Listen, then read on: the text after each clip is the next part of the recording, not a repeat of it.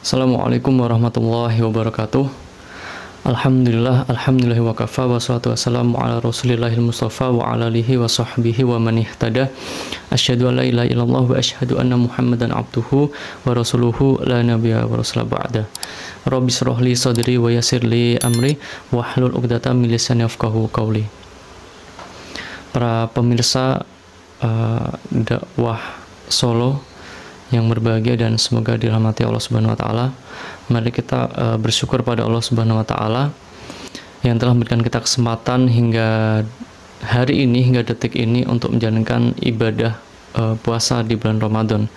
Kita berharap kita bisa menyelesaikan seluruh puasa kita di bulan Ramadan ya, atau menjalankan dengan maksimal ibadah-ibadah yang lainnya di bulan Ramadan ini. Amin ya rabbal alamin. Para pemirsa channel dakwah Solo, di dalam kehidupan ini kita tentu sering mendengar ketika ada permasalahan maka bicarakan dengan baik-baik. Ketika ada permasalahan maka coba bermusyawarah, selesaikan dengan cara yang damai ya, selesaikan dengan berdialog dan semisalnya. Karena kadang-kadang solusi itu bisa kita dapatkan ketika kita bicara. Salah paham bisa kita selesaikan ketika kita bisa duduk bareng untuk berbicara. Nah, ketika kita di rumah mungkin banyak hal atau barangkali permasalahan yang ada itu barangkali juga karena mungkin kita jarang duduk bersama atau jarang berbicara bersama atau jarang berdialog dengan antar suami istri atau orang tua ke anak ya, baik ayah ke anak atau ibu ke anak, seperti itu.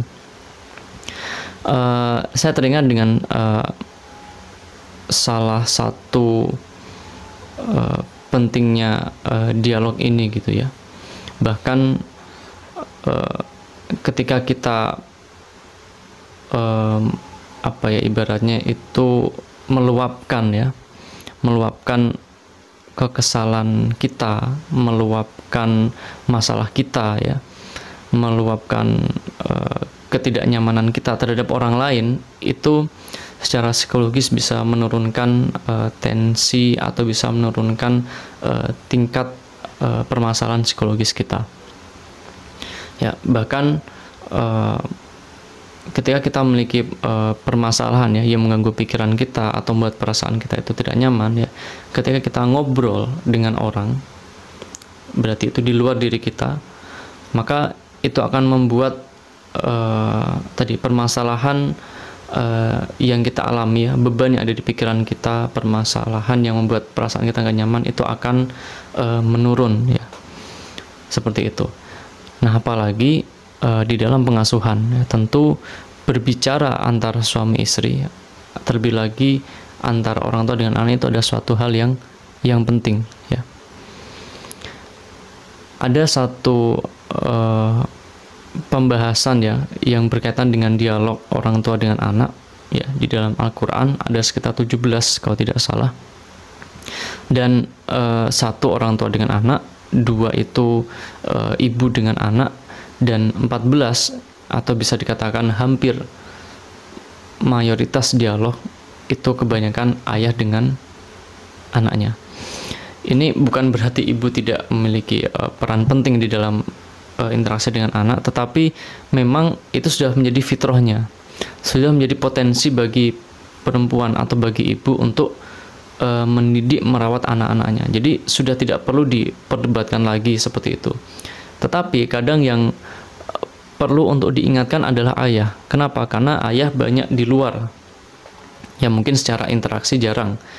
Tetapi justru ayat ini, dialog-dialog ayah dengan anak di Al-Quran ini yang ada 14 tadi itu memberikan pelajaran bagi kita bahwa meskipun waktu ayah dengan anak itu terbatas atau kuantitasnya itu tidak banyak, tetapi kualitasnya jangan sampai itu jelek atau buruk ya. Jadi kualitas dialog itu harus baik. Misalkan di Quran surat Luqman ayat 13 Allah Subhanahu wa taala berfirman, A'udzubillahi minasyaitonir rajim. Wa idh qala Luqman li ibnihi wa huwa ya'idhuhu ya bunayya la tusyrik billah inna syirka la dzulmun adzim. Shadaqallahul adzim. Dan ingatlah ketika Luqman berkata kepada anaknya ketika dia memberi pelajaran kepadanya, wahai anakku, janganlah engkau mempersekutukan Allah. Sesungguhnya mempersekutukan Allah adalah benar-benar kezaliman yang besar. Termasuk di lanjutannya ada juga dialog Luqman dengan anaknya ya tentang tauhid ya, tentang menjalankan ibadah, termasuk tentang akhlak.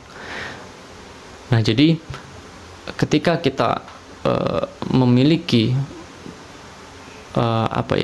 kebiasaan untuk membangun kesadaran dengan anak itu dengan dialog, tidak hanya perintah gitu ya, maka itu akan terbawa kepada anak kita ya. Ketika anak kita memiliki masalah di kemudian hari ketika dia sudah remaja ya, karena dia sudah terbiasa nyaman untuk terbuka dengan ayahnya, sudah terbiasa dialog dengan orang tuanya lah ya, seperti itu, baik ibu maupun ayahnya, dia secara nggak langsung akan datang menghampiri ibunya, menghampiri ayahnya, menghampiri orang tuanya untuk apa? Untuk membicarakan permasalahan. Dan ketika dia sudah meluapkan ya atau mengeluarkan permasalahan itu, maka itu akan menurunkan menurunkan kadar ya, atau tingkat mungkin kalau dia takut atau khawatir akan menurunkan kekhawatiran atau ketakutannya, mungkin kalau dia bingung akan mengurangi kadar kebingungannya ya, dan semisalnya. Mungkin kalau dia awalnya itu sedih, bisa mengurangi kesedihannya karena dia bicara menyampaikan itu ya, mengeluarkan itu, membagikan itu dengan orang yang lain. Ini bermanfaat secara psikologis. Nah, setelah itu menurun, baru disampaikanlah apa yang akan nasihat yang akan disampaikan kepada anak, pesan apa yang ingin orang tua sampaikan kepada anak. Jadi pertama dengarkan dulu anak, baru setelah itu bangun ya pembicaraan ya, ngobrol, berdialog seperti itu. Nah, jadi sehingga kita penting untuk belajar ya bagaimana berkomunikasi dengan anak yang baik. Bagaimana kita juga harus belajar menyediakan waktu kita untuk berbicara, untuk ngobrol dengan anak kita seperti itu.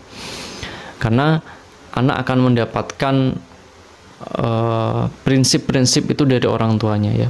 Jadi area terkecil anak adalah keluarganya.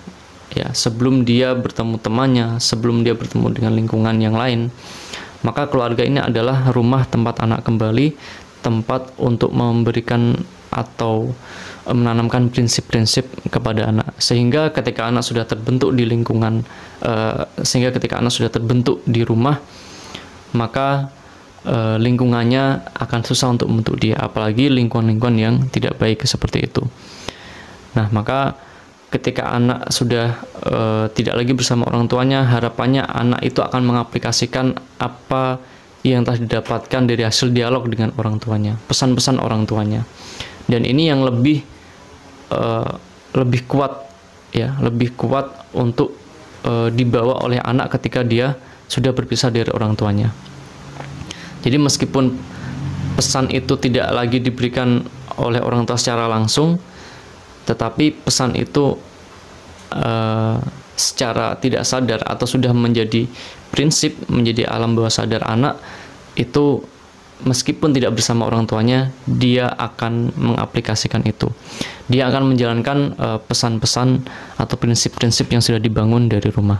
Tentu prinsip-prinsip ini tidak lepas daripada prinsip ketaatan dan ketakwaan kita kepada Allah Subhanahu wa taala. Selamat menjalankan peran pengasuhan untuk orang tua muslim di luar sana.